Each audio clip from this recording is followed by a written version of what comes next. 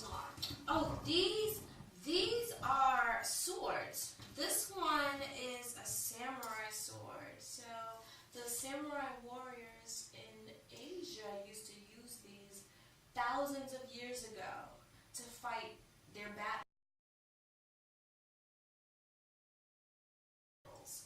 And then this one, I'm going to be completely honest with you, I don't know the name of it, but it's also a sword, and I actually think that it would be used for the same purpose, for protection. Each one of these is used for protection. Mm-hmm. Do you want to see what they look like? Mm-hmm. Okay, I'm going to show you, but I want you to be very careful because these are very real. So you have to make sure that the covering is on it while you're holding it, and then I'll open it up and show you what each one looks like, okay? I wish Caleb could see this. I know. He really likes swords, doesn't he? Mm-hmm. Okay. Well, maybe one day when he comes to visit, we can let him see. So this is the first one. This is the samurai sword. I want you to feel how heavy it is.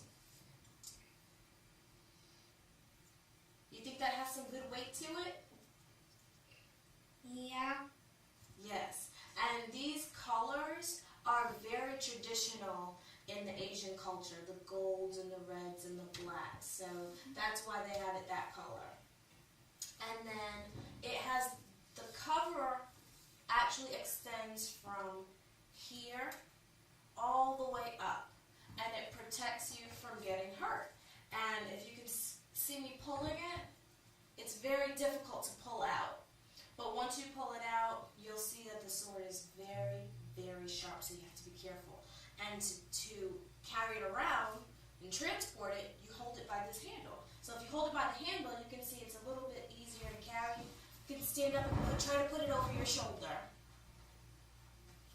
Like this. Try like this. Like hold the string, and then just put it over your shoulder like you would your backpack. Yep, just like that. And that's how they would transport them. So when they were in battle, they could just reach behind them, pull it out, and be ready to fight. And this one is a little bit easier to open, and it's a little bit lighter. So I'll let you see this one. Hold this one and see the difference in weight. Let's trade. What do you think about that one? This isn't as heavy as that one. Right. That one's not as heavy, but they both do the same thing. They both are used for protection, and they both are still covered so that you don't get hurt. So this one, if you see right there, do you see that button? Yeah. You can unsnap the button and then pull the sword out. This particular sword has a black knife part, and if you touch it, you can kind of hear it. It's really strong metal. This part here is the blunt part, so you can run your finger across that. But if I were to turn it over, you could not run your finger across that part. But I'll let you see it. You see how it's really sharp? You see where it's silver? That means they made it very, very sharp for protection. And you can tap it, but you can't touch it very hard. So it can really hurt you, so you have to be careful. So it's really good to have sword collections. They're very, very interesting, and they come in all different shapes and sizes. But these are two that we have in our collection. And I think that we want to get a few more so that we can hang them up for decoration. You know, Caleb, he gets swords like from the store, the fake swords, and he makes a collection of those. Really? He has probably 9 already.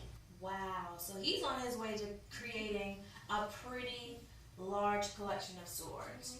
Do you think when he gets older that he will go from getting fake swords to doing research on real swords? Yes. And you think he'll have a really big collection of real swords? Yeah. Well, I think so too. I think if he likes them that much, then he would really be interested in the real thing.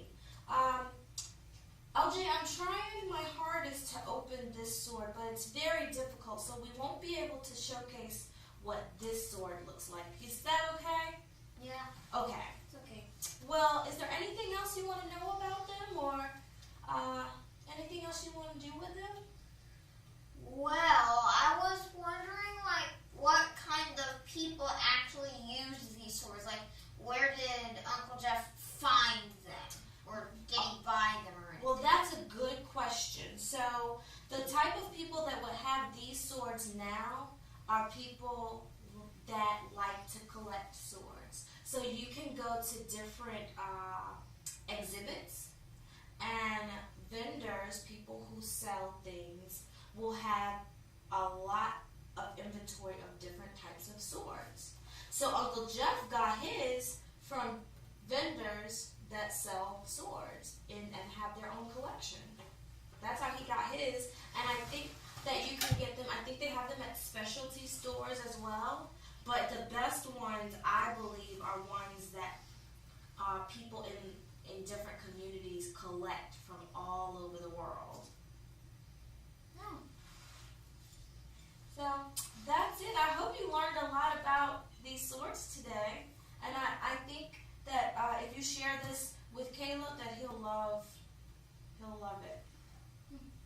Well, thank you so much for coming in and spending a little time with me.